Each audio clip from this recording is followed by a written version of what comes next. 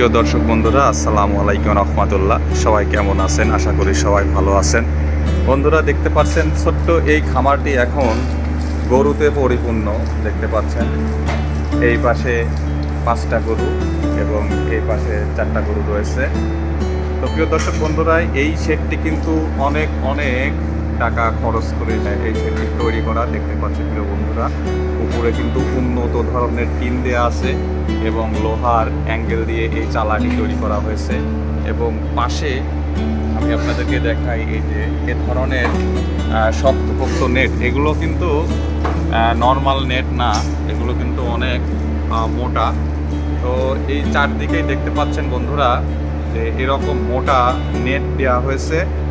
এবং এই ঘরটি দেখতে পাচ্ছেন ফ্লোর থেকে চালের উচ্চতা কিন্তু অনেক, এতে করে আপনার গরমের দিনে যাতে গরু তাপ বেশি না লাগে, রুমের মধ্যে গরম বেশি অনুভব না হয়, যার কারণে চালাটা কিন্তু অনেক উঁচু করে দেয়া। এবং পাশেও কিন্তু আপনার লোহার অ্যাঙ্গেল দিয়ে বেড়া দেওয়া হয়েছে এবং পাশে মশা মাছি যাতে আক্রমণ কম করে এবং শীতের মধ্যে যাতে বাতাস অবরুদ্ধ করে রাখা যায়, যার কারণে কিন্তু ত্রিপল ব্যবহার করা হয়েছে। প্রিয় দর্শক বন্ধুরা, দেখতে পাচ্ছ। এবং যেহেতু এখন গরম, যার কারণে উপরে ফ্যান দেওয়া হয়েছে। এবং এই যে খাওয়ার পাত্রগুলো অলরেডি সিমেন্ট দিয়ে তৈরি করা হয়েছে। প্রিয় দর্শক বন্ধুরা, দেখতে পাচ্ছ। আমি এই শেডটি দেখাই, এই শেডের আপনার দরজাগুলো কিন্তু অনেক শক্তপোক্ত। তো সব কিছু মিলে এই শেডটি তৈরি করতে কিন্তু অনেক টাকা খরচ হয়েছে। তো আমি আপনাদেরকে বলবো, এই শেডটি যার, উনি অনেক টাকার মালিক, যার কারণে উনি এভাবে তার হচ্ছে কোরবানির ঈদে কোরবানি দেওয়ার জন্য গরু রেখেছেন এবং হয়তো কিছু গরু বিক্রি করবেন।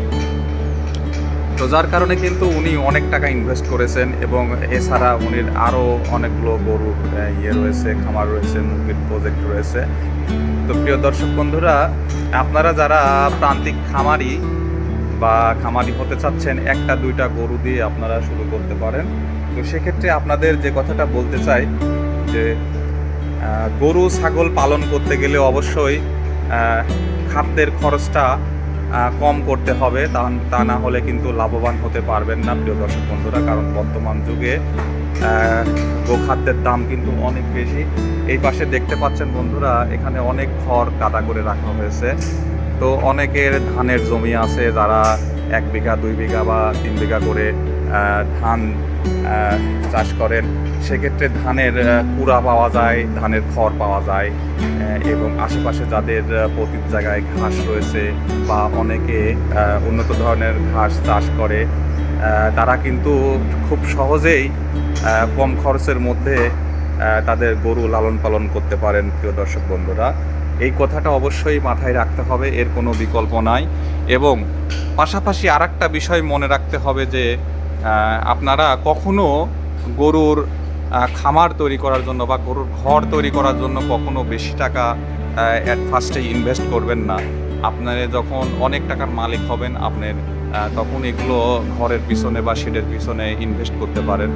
আপনি সাধারণ ঘরের মধ্যেও গরু লালন পালন করতে পারেন। সেক্ষেত্রে আপনারা যাতে চোর চুরি করতে না পারে, এদিকে সজাগ থাকতে হবে। কেননা যে টাকা দিয়ে আপনি একটা ঘর তৈরি করবেন, সে টাকা দিয়ে আপনার 2-3টা গরু কিন্তু ক্রয় করা যাবে। তো অত টাকা আমার ইনভেস্ট করে কোনো লাভ নাই। তো যার কারণে অবশ্যই আপনারা এদিকে খেয়াল রাখবেন যে প্রথম কথা হলো, সেটা হলো আপনারা ঘাস এবং প্রতি জায়গার ব্যবস্থা থাকতে হবে, খড়ের ব্যবস্থা থাকতে হবে। তাহলে আপনারা খুব সহজেই লাভবান হতে পারবেন প্রিয় বন্ধুরা। তো যে কথাটা বলতে চাচ্ছি সেটা হলো, বুঝে শুনে কোনো কাজ করবেন। ইউটিউব বা অন্য ভিডিও বা অন্যজনের কথায় আপনারা মানে প্রণীত হয়ে হুট করে কিছু করবেন না। সব কিছু বুঝে শুনে করতে হবে এবং ছোট আকারে আগে পরীক্ষামূলকভাবে করবেন। পাশাপাশি আপনাদেরকে আরেকটা সাজেস্ট করি, সেটা হলো আপনারা পাশাপাশি ষাঁড় গরু এবং গাভী গরু পালন করতে পারেন। সেক্ষেত্রে আপনারা প্রায় প্রতি বছরেই একটি করে বাছুর পেতে পারেন, যা খামার বৃদ্ধিতে সহায়ক হবে।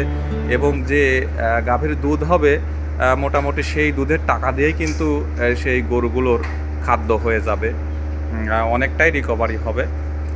এজন্য আপনারা দুই ধরনের গরুই লালন পালন করতে পারেন। আর ঈদের মধ্যে ধরেন বা কোনো বিশেষ দিন সামনে রেখে আপনারা ষাঁড় গরুগুলো বিক্রি করে দিলেন, সেই গরু পরবর্তীতে খামারে ইনভেস্ট করে খামার বড় করলেন।